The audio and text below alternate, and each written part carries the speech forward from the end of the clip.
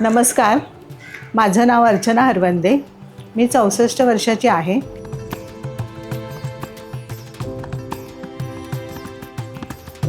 मी लहान असताना राहायची ते घर खूप छोटंसं होतं, पण तिथलं वातावरण खूप छान होतं. आणि अशाच ठिकाणी माझी आई सकाळी लवकर उठून अंघोळ करून वगैरे तिला एक सवय होती की दारासमोर रांगोळी काढलीच पाहिजे म्हणून. मी म्हणायची सकाळी उठून, अरे किती सुंदर रांगोळी आहे. तिला मी म्हणायची, अगं तू काढतेस तेव्हा मलाही उठवत जा, मीही बसेन तुझ्याबरोबर. ती कशी काढते, कशी रेघा करायची, वेगवेगळे कलर भरायची, कशी रंगसंगती असायची, हे सगळं मी तिच्याकडून शिकले. आणि मग हळूहळू मी ती काढायला लागली आणि तो एक माझा जीवनाचा एक भाग होऊन गेला.